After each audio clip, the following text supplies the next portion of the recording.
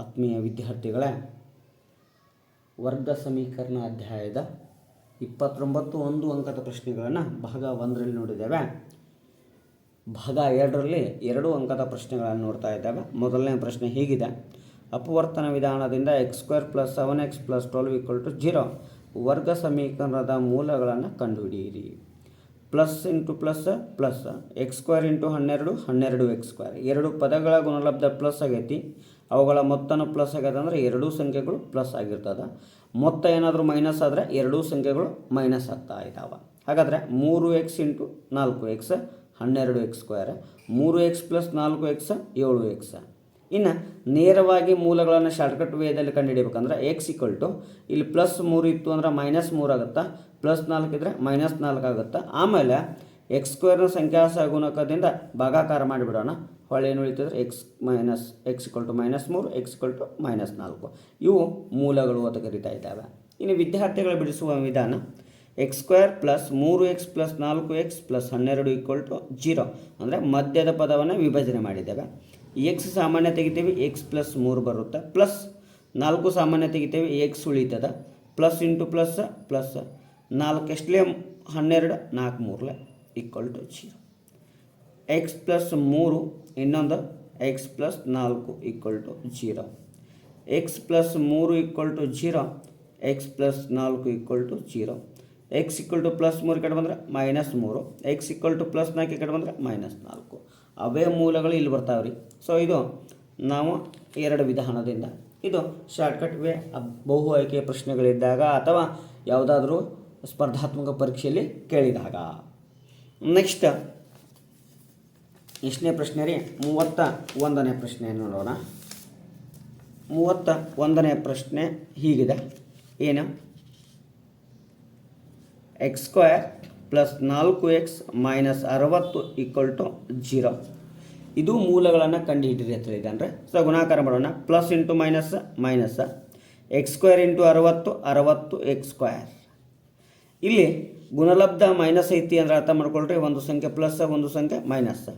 ಇನ್ನು ವ್ಯತ್ಯಾಸ ಪ್ಲಸ್ ಐತಿ ಅಂದರೆ ದೊಡ್ಡ ಸಂಖ್ಯೆ ಪ್ಲಸ್ ಸಣ್ಣ ಸಂಖ್ಯೆ ಮೈನಸ್. ಹಾಗಾದರೆ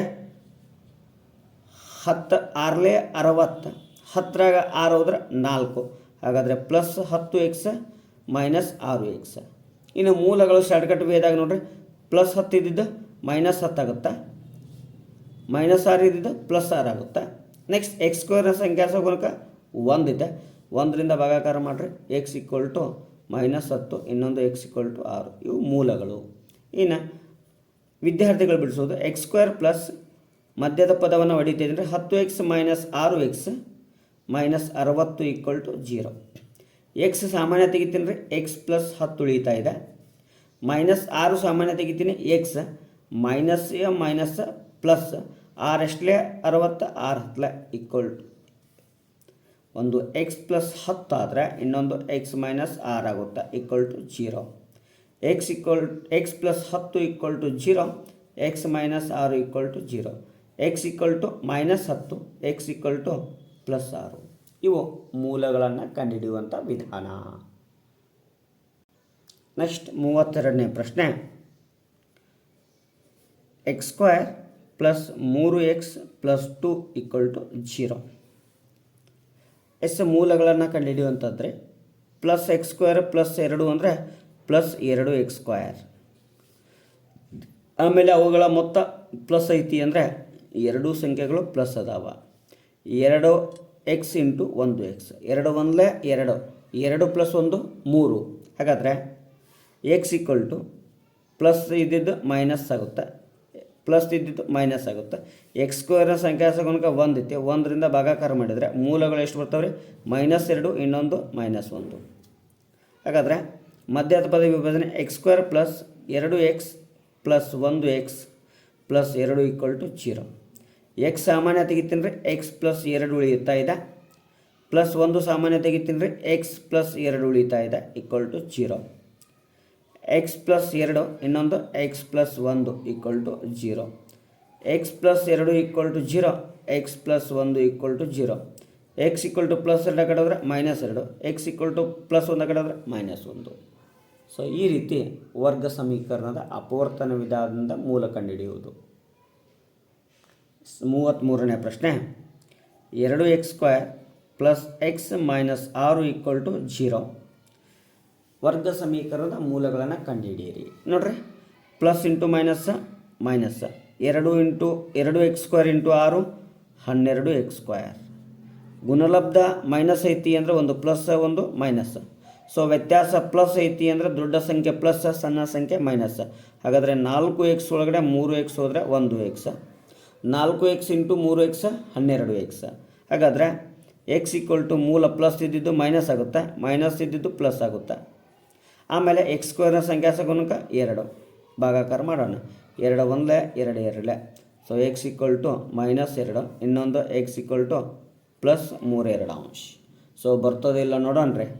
2x² plus 4x minus 3x minus 6 equal to 0. ಇಲ್ಲಿ 2x ಸಾಮಾನ್ಯ ತೆಗೆದ್ರೆ ಎಕ್ಸ್ ಉಳಿತದೆ, ಪ್ಲಸ್ 2 ಎಷ್ಟಲೇ 4 2 2. ಮೈನಸ್ 3 ಸಾಮಾನ್ಯ ತೆಗಿನ ಎಕ್ಸ್ ಉಳಿತದೆ, minus into minus plus 3 2 6 equal to 0. X plus 2 1, ಇನ್ನೊಂದು 2x minus 3 equal to 0. X plus 2 equal to 0, 2x minus 3 equal to 0. X equal to plus 2 ಕಡಿದ್ರೆ minus 2, 2x equal to plus minus 3 ಕಡಿದ್ರೆ plus 3, X equal to 3 ಗುಣಾಕಾರ 2 ಕಡಿದ್ರೆ ಭಾಗಾಕಾರ. So ಇದು ನೇರ ವಿಧಾನ, ಇದು ವಿದ್ಯಾರ್ಥಿಗಳಿಗಾಗಿ. ಅದೇ ರೀತಿಯಾಗಿ 34ನೇ ಪ್ರಶ್ನೆ ಇದೆ. ಆ 34ನೇ ಪ್ರಶ್ನೆಯ ಮೂಲಗಳನ್ನು ನೀವೇನು ಮಾಡಿರಿ, ಉತ್ತರವನ್ನು ಕಮೆಂಟ್ ಮಾಡಿ. 35ನೇ ಪ್ರಶ್ನೆ 3x² minus 6x plus 3 equal to 0. ಮೊದಲನೇ ಪದ ಮತ್ತು ಕೊನೆಯ ಪದ ಗುಣಾಕಾರ ಮಾಡೋಣ. Plus into plus plus 3 3 9 x²ಗೆ x². ಎರಡು ಪದಗಳ ಗುಣಲಬ್ಧ ಪ್ಲಸ್ ಐತಿ, ಹಾಗೆ ಅವುಗಳ ಮೊತ್ತ ಮೈನಸ್ ಐತಿ. ಹಾಗಾದರೆ ಆ ಎರಡೂ ಸಂಖ್ಯೆಗಳು ಮೈನಸ್ ಆಗ್ತಾವೆ. 3 ಇಂಟು 3 9, -3 -3 -6. ಹಾಗಾದರೆ ಮೂಲಗಳನ್ನು ನೋಡ್ಬೋದು. -3 ಇದ್ದಿದ್ದು ಪ್ಲಸ್ 3 ಆಗುತ್ತೆ, -3 ಇದ್ದಿದ್ದು ಪ್ಲಸ್ 3 ಆಗುತ್ತೆ, ರೈಟ್. ಇನ್ನು x² ಸಂಖ್ಯಾ ಗುಣಕ ಎಷ್ಟೈತ್ರಿ 3 ಐತಿ, ಅದರಿಂದ ಭಾಗಾಕಾರ ಮಾಡೋಣ. 3 1 3 1 3 1 3 1. ಸೊ ಎಕ್ಸ್ ಈಕ್ವಲ್ ಟು ಯಾವ 1 ಬರ್ತದ್ರೆ ಪ್ಲಸ್ 1 ಬರ್ತಾ ಇದೆ, ಅಂದರೆ ಸಮನಾದ ಮೂಲಗಳದಾವ. ನೋಡೋಣ.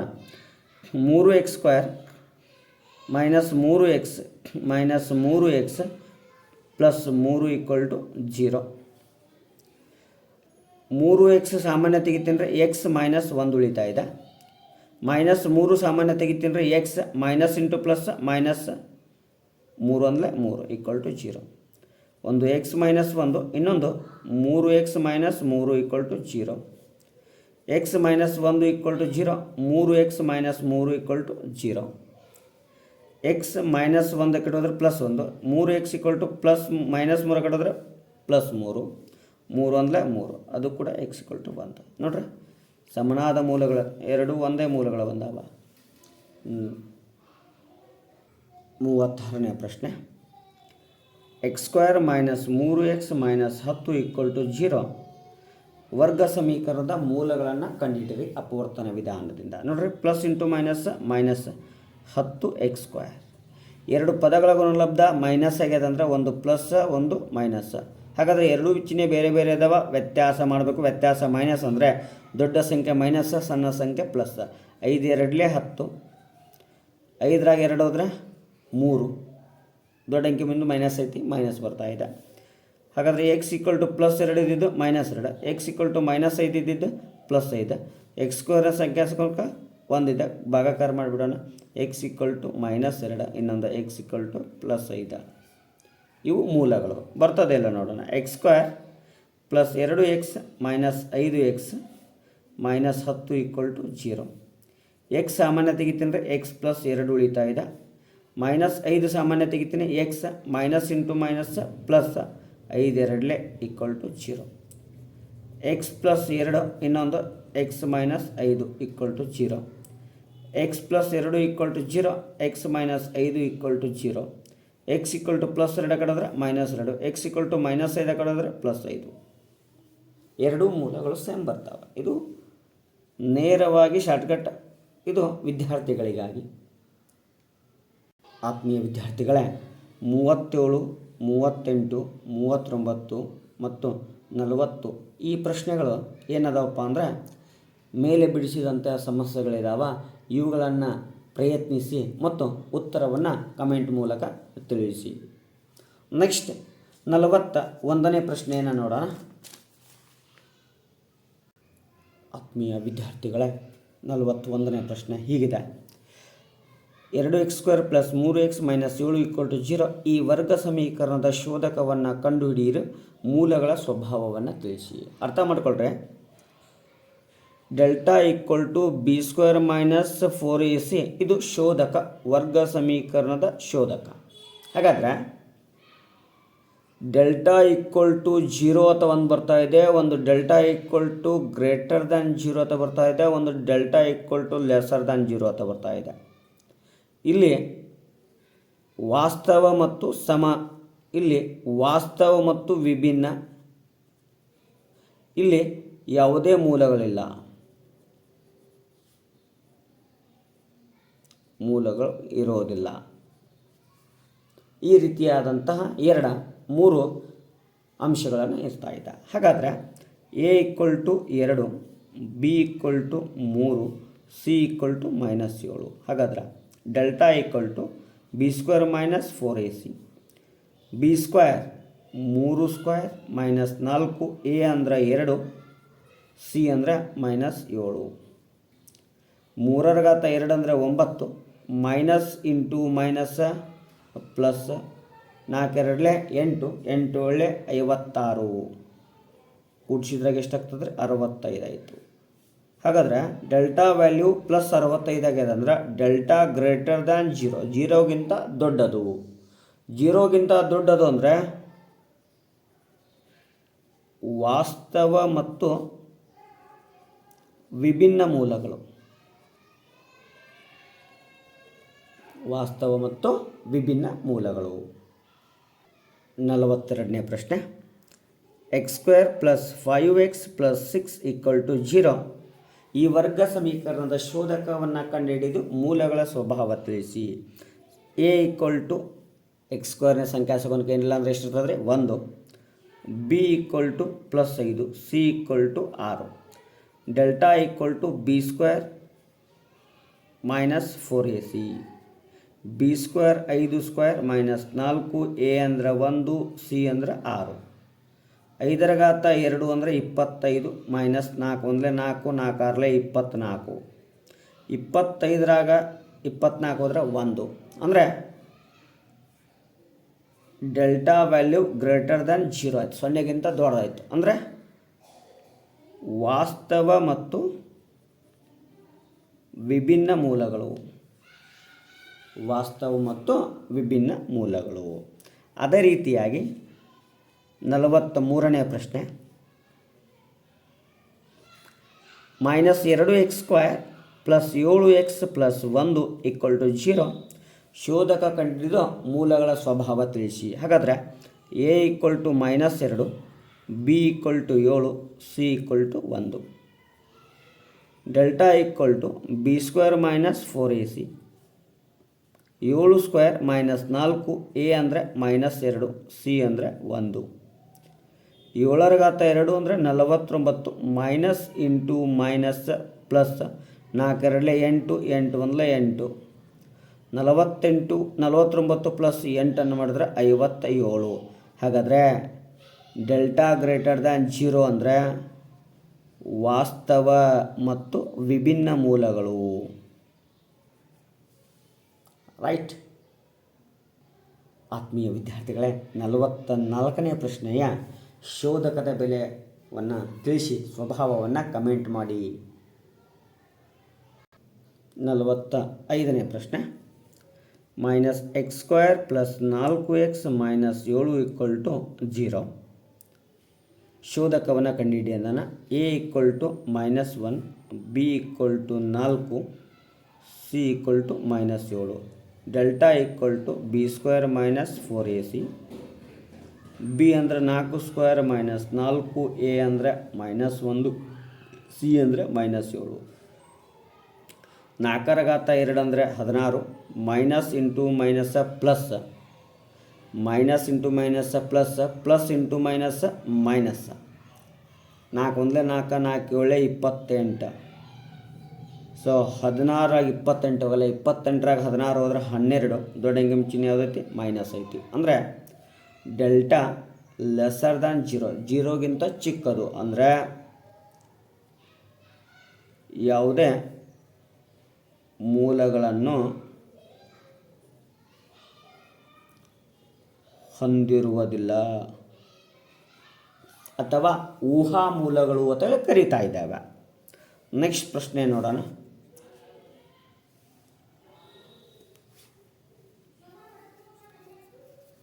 ನೆಕ್ಸ್ಟ್ ಪ್ರಶ್ನೆ 46ನೇ ಪ್ರಶ್ನೆ. 2x² plus 8x plus 8 equal to 0. ಶೋಧಕ ಕಂಡುಹಿಡಿದ ಮೂಲಗಳ ಸ್ವಭಾವ ಅಂದನ್ರಿ. A equal to 2, B equal to 8, C equal to 8. Delta equal to B square minus 4ac. 8² minus 4, A ಅಂದರೆ 2, ಸಿ ಅಂದರೆ 8. 8² ಅಂದರೆ 64, ಮೈನಸ್ 4 2 8, 8 ಇಂಟು 8 64. ಸೊ ವ್ಯಾಲ್ಯೂ ಏನಾದರೆ 0 ಆಯಿತು. ಅಂದರೆ ಡೆಲ್ಟಾ 0ಗೆ ಸಮ ಆಗಿದೆ. ಅಂದರೆ ವಾಸ್ತವ ಮತ್ತು ಸಮನಾದ ಮೂಲಗಳು.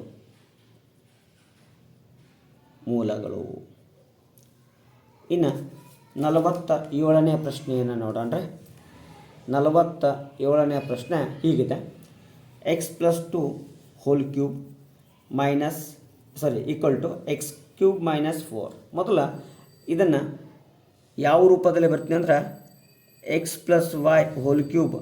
ಸೊ 9ನೇ ತರಗತಿ ಒಳಗಡೆ ಸೂತ್ರ ಐತಿ, ಆ ನಿಯಮದ ಪ್ರಕಾರ ಬರ್ತೀನಿ ರೀ. ಏನಿದೆ ರೀ?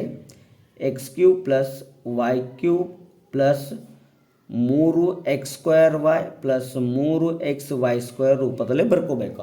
ಹಾಗಾದರೆ x³ ಪ್ಲಸ್ 2 ಕ್ಯೂಬ್ ಅಂದರೆ 8 plus 3 into x² into y ಅಂದರೆ 2 ಪ್ಲಸ್ 3x ಅಂದರೆ x ಇಂಟು y ಅಂದರೆ 2 equal to x³ minus 4 plus x³ plus x³ cancel ಮಾಡಿಬಿಡೋಣ.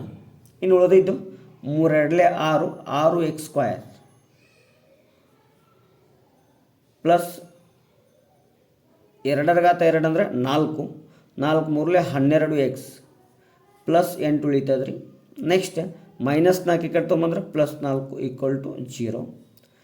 6x² plus 12x plus 12 equal to 0. ಈ ರೀತಿ ಆದರ್ಶ ರೂಪದಲ್ಲಿ ಬರಿಬೇಕಾಗುತ್ತಾ. ನೆಕ್ಸ್ಟ್ ನೋಡ್ರಿ, ವರ್ಗ ಸಮೀಕರಣದ ಶೋಧಕ. ಅದೇ ರೀತಿ ಇದ್ರೂ ಆದರ್ಶ ರೂಪ ಕೇಳಿದಾನೆ ನೋಡ್ರಿ. 2x² into 2x into x² 2x² plus 3 into x 3x equal to x² plus 1. 2x² plus x² ಕಡೆ ಹಾಕಿದರೆ minus x² plus 3x plus 1 ಕಡೆ ಹಾಕಿದರೆ ಮೈನಸ್ 1 ಈಕ್ವಲ್ ಟು 0. 2x² ಒಳಗಡೆ 1x² ಹೋದರೆ x² plus 3x minus 1 equal to 0.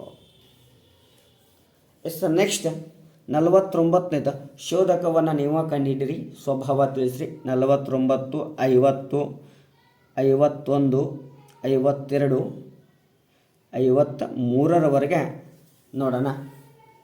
Next 54ನೇ ಪ್ರಶ್ನೆಯನ್ನು ನಾವು ನೋಡೋಣ.